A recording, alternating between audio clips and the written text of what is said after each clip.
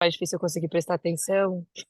Aí eu te agradeço, porque é, assisti isso com as crianças em cima de mim, gritando.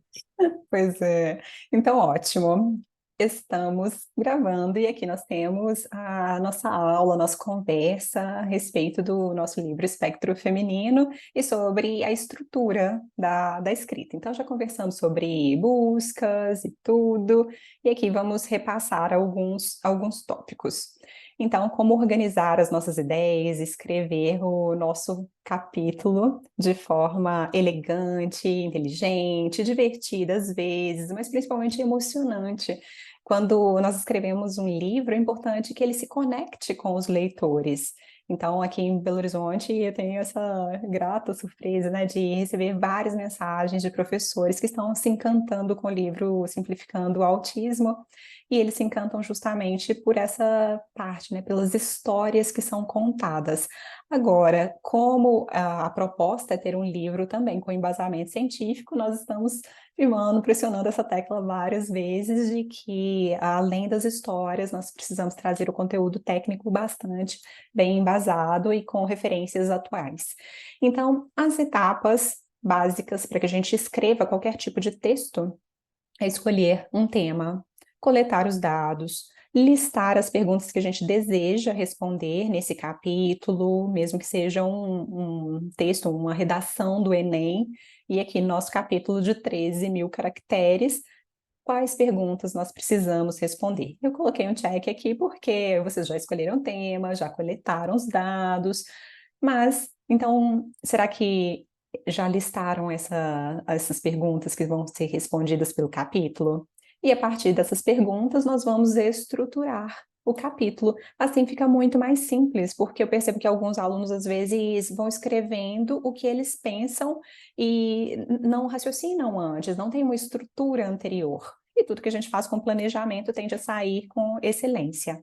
Então, eu trouxe uma estrutura aqui de narrativa para o ensino fundamental. Então, foi uma criança de 9 anos que escreveu esse texto a partir de uma estrutura que eu sempre utilizo com os meus alunos. E deixa eu só tirar aqui. Então, o projeto basicamente é o seguinte: nós temos um tema, então eu sugiro que os meus alunos escrevam mesmo antes de redigir o texto, né, a composição, como eles chamam, que eles escrevam qual é o tema, porque assim a gente não foge ao tema, que é o principal, né? E daí temos uma estratégia de abertura. Muitas vezes a gente vai escrever e também não pensa, né, como a gente pode emocionar, como a gente pode incentivar a leitura, como a gente pode motivar o nosso leitor a continuar com a gente durante o texto. Então, vocês me perguntaram sobre a citação inicial, antes de começar o nosso capítulo. Essa citação é justamente para emocionar, para deixar a pessoa mais interessada pelo seu capítulo. E daí, nós trazemos quase sempre um problema. Às vezes, né, você pode escrever elogiando algo, mas, em geral, nós estamos falando sobre uma problemática e por isso nós precisamos argumentar. Então, depois do problema, nós fazemos uma tese. Bom, existe algo, né? E esse problema se apresenta de tal modo. Eu sugiro aos meus alunos que tragam em seguida, então, duas causas para que esse problema esteja acontecendo, ou para que esse problema se resolva, né? Duas causas que a gente precisa pensar.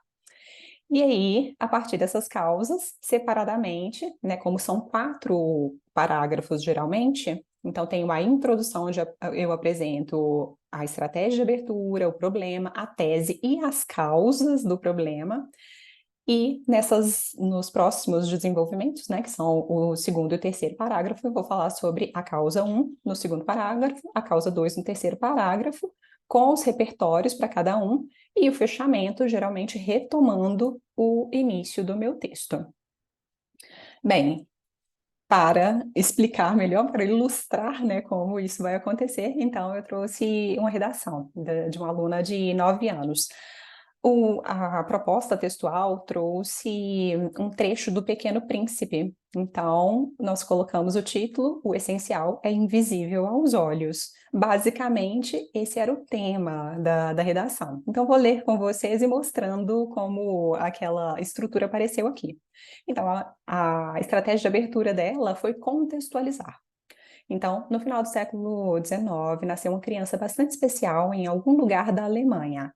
Esse menino foi esperado com carinho pelos seus pais e recebeu o nome de Albert, que significa nobre, brilhante e famoso. Porém, de início, as expectativas de brilhantismo não foram atendidas.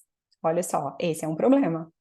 Pelo contrário, Albert teve dificuldades para aprender a falar e virou motivo de chacota na família, principalmente porque duas causas: gostava de passar o dia sozinho e parecia não ter interesse pela aprendizagem. Perceberam como a estrutura aparece nessa introdução? Aí o segundo parágrafo. Aí eu vou falar sobre o primeiro problema. O primeiro problema, só lembrando aqui, é que o menino, o garoto, passava muito tempo sozinho. Então, vamos tratar disso no segundo parágrafo. O jardim da casa era o refúgio de Albert, que investigava os formigueiros e o voo suave das joaninhas. O tempo parecia parar quando ele olhava as nuvens se deslocarem no céu em diferentes tons de branco. Entretanto, é muito importante ter esses conectivos para que a gente entenda para onde a leitura vai também. Entretanto, o que para Albert significava paz e conforto causava muita desconfiança da família, que questionava se o menino não iria se tornar alguém normal. A irmã, a babá e os tios debochavam da sua introspecção e diziam que o garoto não seria ninguém na vida. Será? Na narrativa, né, ela tem essa liberdade para usar esses recursos da linguagem. E aqui, durante o segundo parágrafo, vocês veem que ela aborda a problemática de forma criativa e vai apresentando a criança e tratando do problema. Aí, voltando aqui ao primeiro parágrafo, olha só, o segundo problema é que ele parecia não ter interesse pela aprendizagem. É justamente disso que ela vai tratar no terceiro parágrafo. Então, na escola, a história não era diferente. Albert parecia gostar mais das amplas janelas do que do quadro negro e incomodava os mestres com o seu comportamento indiferente. Talvez a escola não seja para ele, disse um professor menos polido, sugerindo que Albert fosse incapaz de assimilar informações como os outros alunos. Então, aqui ela descreveu de forma breve que ele realmente parecia ter outros interesses e que as pessoas observavam e ainda comentavam. Então, olha só, as expectativas de brilhantismo que estavam no nome dessa criança, elas não estão se cumprindo. Esse é um problema. E daí, vamos ver qual foi a surpresa que ela trouxe no fechamento do texto dela, retomando o primeiro parágrafo. E, de fato, Albert não se tornaria uma pessoa como as outras, porque o seu jeito de enxergar o mundo era incrivelmente especial, mas invisível aos olhos dos menos atentos. O garoto dessa história é o nobre, brilhante e famoso físico Albert Einstein, uma pessoa capaz não apenas de transformar a ciência, mas também de alertar a sociedade para a importância de se respeitar as diferenças e elevar o padrão de convívio social. Ou seja, o tema era que o importante, né, o essencial é invisível aos olhos. E ela cumpriu, né, falou desse tema brilhantemente. E olha só como ela trouxe a surpresa. Ela nomeou só como a Albert no início do texto. Depois ela veio, né, mostrando, ela surpreendeu o leitor dizendo que era o Albert Einstein.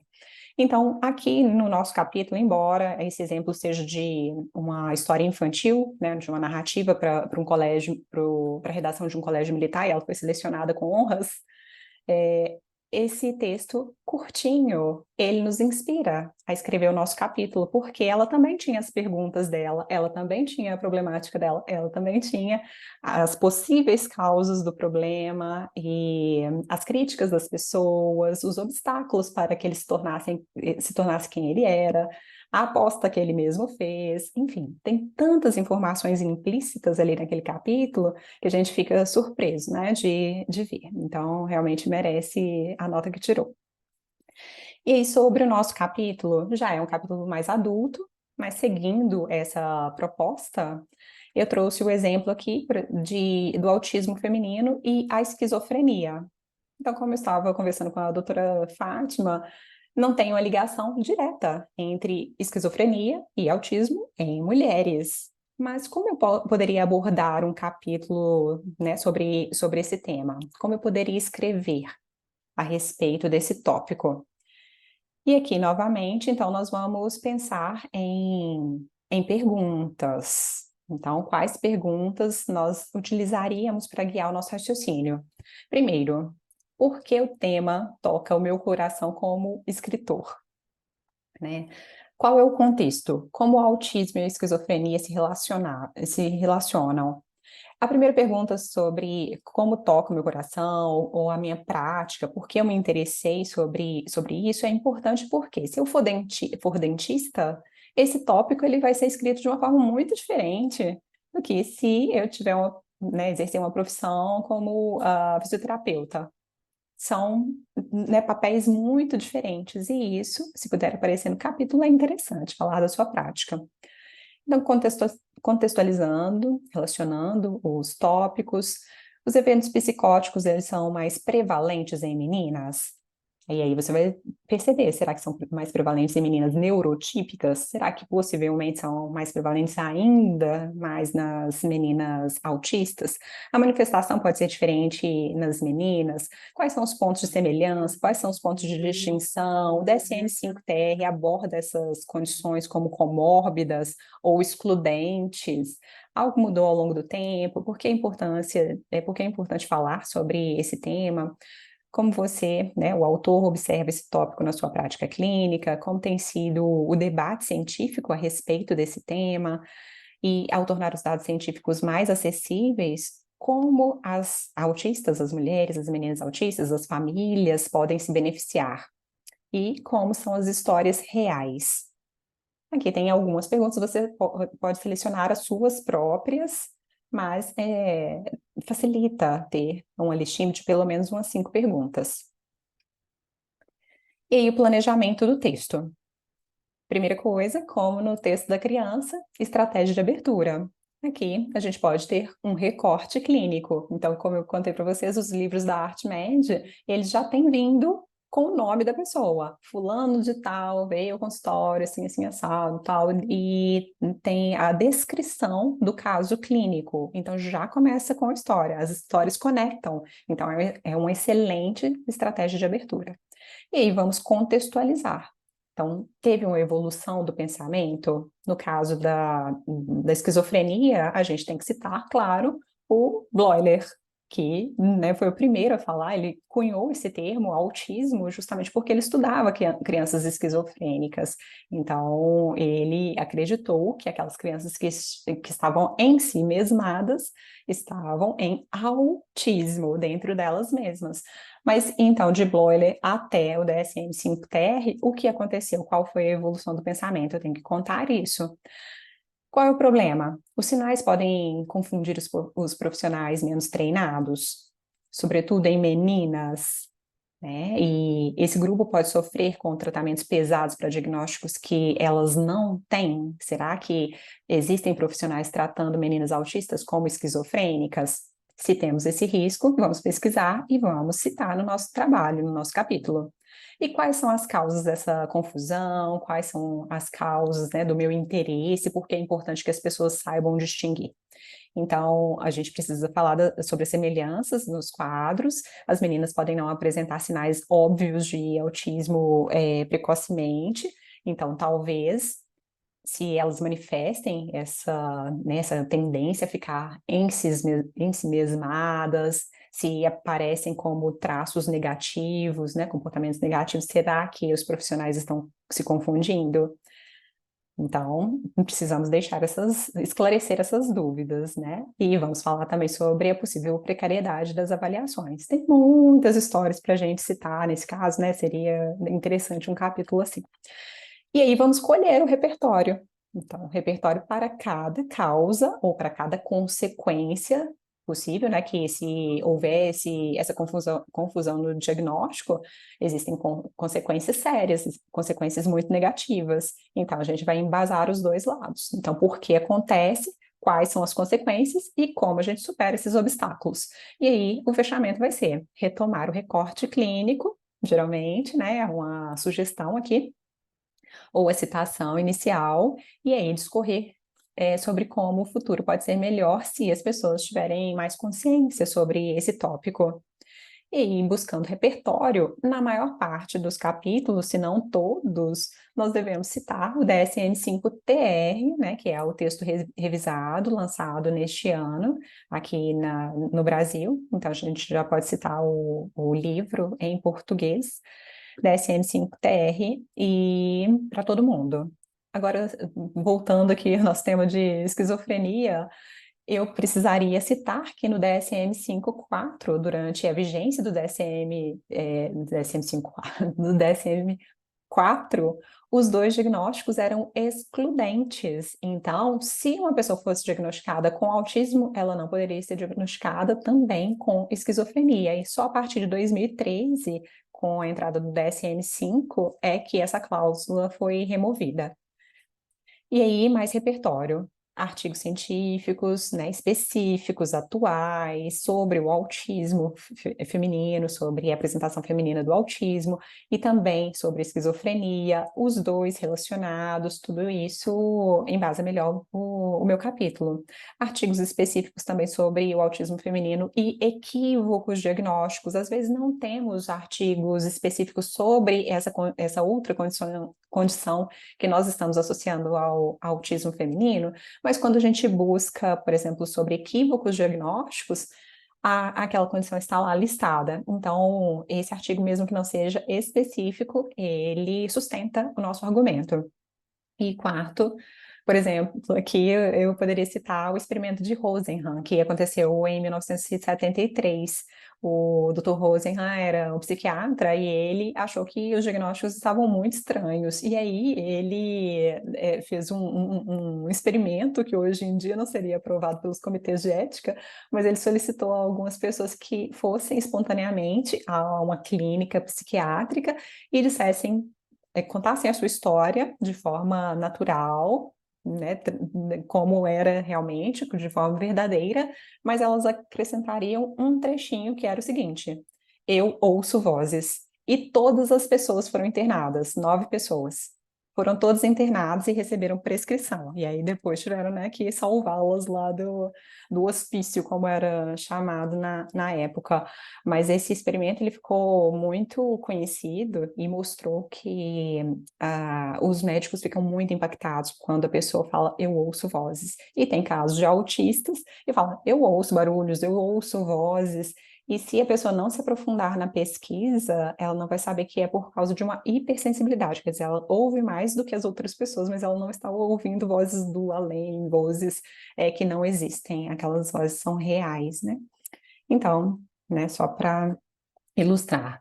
Aqui eu trouxe o recorte do DSM-5, perceberam? Dentro do DSM-5-TR mesmo tem muita informação útil para todos os nossos capítulos. E aí, o que no capítulo de autismo fala sobre a esquizofrenia? Tem um trecho aqui e é extremamente relevante para, né, uma possível escrita desse capítulo. E agora, na parte de esquizofrenia, também vou pesquisar se o capítulo trata do autismo. E também no diagnóstico diferencial vai falar que um dos diagnósticos diferenciais é o transtorno do espectro autista e transtorno da comunicação. Então, tem um texto aqui específico, oficial, eu não preciso ir longe para embasar a minha escrita. E aí, a estrutura aqui do texto propriamente dito mesmo, né? Como você vai organizar. Então, eu sugiro que tenha o título, obviamente, um subtítulo, que geralmente vem um tracinho, né? O hífen, mais a explicação daquele nosso texto. E os tópicos. Então, se você tiver subcapítulos, também facilita a leitura da fluidez. Imagens, tabelas, caixa de texto, tudo isso também aumenta a clareza. E aqui eu trouxe um print do meu próprio capítulo sobre PDA, sobre evitação extrema de demanda, que eu escrevi para o Simplificando o Autismo. Eu já compartilhei esse print com vocês, e aqui mostra como a gente faz a citação. Então, em ABNT, aqui o sobrenome do autor em caixa alta, mais o ano do artigo, né? E aí, né, para que a gente se aprofunde um pouquinho mais na estrutura. Então, tem inicialmente o título mais subtítulo, e aí eu poderia escrever, né, sobre esse capítulo de esquizofrenia. Eu ouço vozes, tracinho, com o meu subtítulo. Porque as autistas podem receber um diagnóstico equivocado de esquizofrenia. Então, perceberam que tem ali algo chamativo, que é eu ouço vozes. Mas depois vem a explicação. O meu subtítulo é quase que uma explicação do meu título.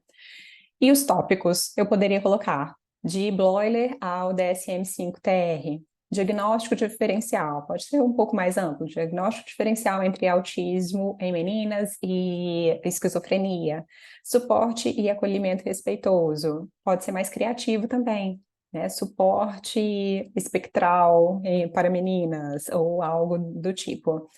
Espectro feminino, suporte e acolhimento respeitoso. Vocês podem brincar com essas ideias aí, desde que as citações estejam certinhas, né? Então, respeitamos a parte técnica, mas onde a gente pode criar, a gente vai usar essa oportunidade.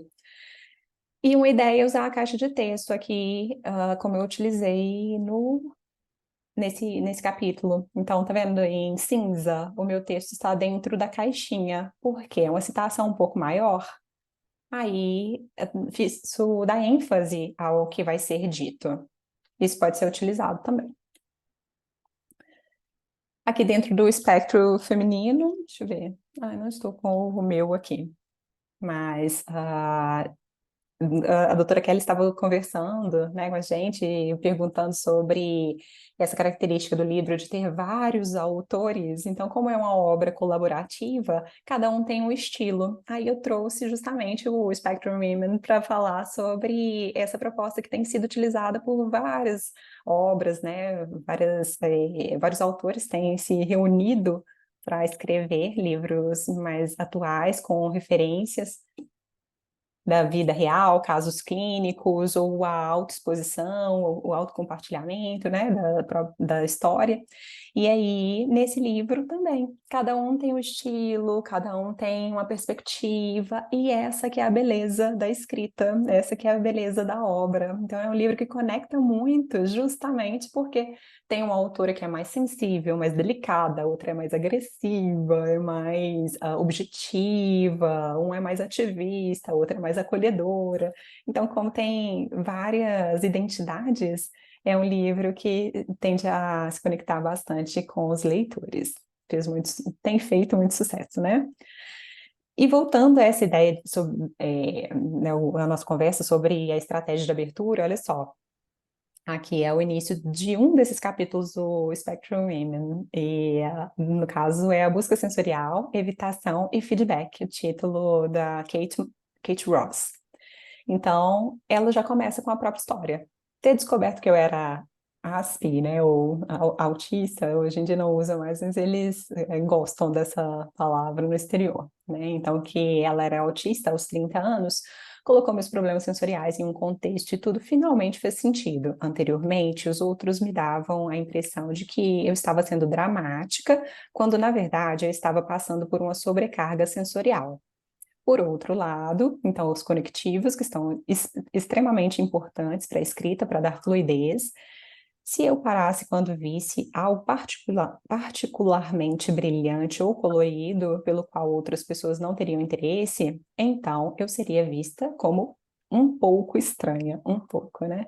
E aí eu deixei sublinhado o dramática, que ela coloca entre aspas, e aí ela coloca esse conectivo que é por outro lado, e aí mostra que talvez fosse vista como um pouco estranha. Então ela apresenta muitas ideias aqui dentro de um parágrafo só. Ela fala que o diagnóstico foi importante mesmo tardiamente, porque se ela tivesse um comportamento, ela era rotulada de um jeito. E se ela tivesse outro tipo de comportamento, se ela camuflasse, se ela, né, tivesse, ah, né, tivesse um interesse especial, ela também seria rotulada. Então, ela vai escrever a partir daí que a história tende a mudar a partir do diagnóstico, mas já começa com a própria história, não contextualiza, assim, não traz dados antes disso. Aqui no cérebro autista, que é da Temple Grandin, a mesma coisa. Pá, já inicia com a própria história. E aqui ela não coloca conectivos, porque é bem a escrita de um autista mesmo. Então é outra identidade, é uma autista mais clássica, né? A Temple Grandin. E aí ela vem, ó. Tive a sorte de nascer em 1947, ponto. Se tivesse nascido 10 anos antes, minha vida como alguém com autismo teria sido bem diferente, ponto. Em 1947, o diagnóstico de autismo tinha apenas 4 anos. Quase ninguém sabia do que se tratava. Quando minha mãe percebeu que eu tinha sintomas do que hoje se rotula de autista, comportamento destrutivo, incapacidade de falar, sensibilidade ao contato físico, fixação em objetos giratórios, etc., fez o que lhe pareceu correto. Levou-me a um neurologista. Contou aqui o que aconteceu. Em um parágrafo, ela contou a infância dela. E o Bronson Crothers, né, que era o diretor do Serviço de Neurologia do Hospital Infantil de Boston desde a sua fundação em 1920. No meu caso, a primeira coisa que o Dr. Crothers fez foi um eletroencefalograma, ou EEG, para saber se eu tinha o petit mal, a epilepsia. Então, inclusive, pode ser citado esse trecho no capítulo da doutora Fátima, porque mesmo não sendo específico sobre a epilepsia, olha só, Temple Grandin, que é uma referência, né, em representatividade, em tudo, no primeiro livro sobre o autismo feminino, o primeiro livro, né, bem feito de uma mulher autista, e aí ela fala sobre essa confusão lá na década de 20. Mas eu trouxe esse trecho por isso. A estratégia de abertura dela não tem nada mirabolante, é a minha história. A própria história dela, no caso, né? E aqui eu trouxe o print também do livro, de um livro da Arte Média. E ele, na introdução à terapia cognitiva orientada para a recuperação. Ele já começa. Michael, residente de hospital estadual há várias décadas, passava a maior parte do seu tempo sentado olhando para a parede. Olha só a frase. Você visualiza o que está acontecendo. Deu o nome, Michael. Residente de hospital estadual há várias décadas. Passava a maior parte do seu tempo sentado olhando para a parede. O que nós vamos imaginar? Ó, sintomas negativos. Tem alguma questão aí. E a gente já imagina que seja um caso complexo. E é uma introdução à terapia cognitiva orientada para a recuperação. Mas o capítulo, o início do capítulo, ele me traz uma fotografia do que a gente vai ver, né? De que tipo de paciente a gente pode cuidar tendo esse tipo de habilidade ou usando essa abordagem. Mesma coisa, a introdução aqui já é um outro livro, Terapia Cognitivo-Comportamental, Abe. Abe é um homem divorciado, 55 anos, de origem europeia, que ficou severamente deprimido 2 anos atrás, depois de dificuldades importantes no seu no trabalho e em seu casamento. Ó, tem uma frase e eu já sei quem é o Abe. É claro que o livro não é sobre o Abe, é sobre a TCC, mas se a TCC vai ser utilizada, né, ser uma abordagem para pessoas, que tipo de pessoas, né, podem se beneficiar desse tipo de recurso. Então, essa é uma estratégia muito atual e que realmente tende a conectar muitas pessoas. Então, o objetivo do nosso capítulo, do nosso livro, é esse, que beneficie, que gere consciência, que traga, né, mais liberdade às mulheres autistas, que inspire, que baixe as barreiras em relação ao diagnóstico, Eu preconceito, comprei aqui esse relógio, mas validações. está vendo, ele ficou escuro. Eu percebi esse dali, eu levei, Então, mas eles ficaram com limpar por causa dos cristalzinhos. ok. Não sei se eu tirei aqui. Mas, então, esse é o objetivo, né? Que a gente tenha um livro que seja inspirador, que conecte as pessoas e que torne a vida das autistas mais significativa. Então, o que vocês acham dessa proposta, dessa ideia? Ai, gente.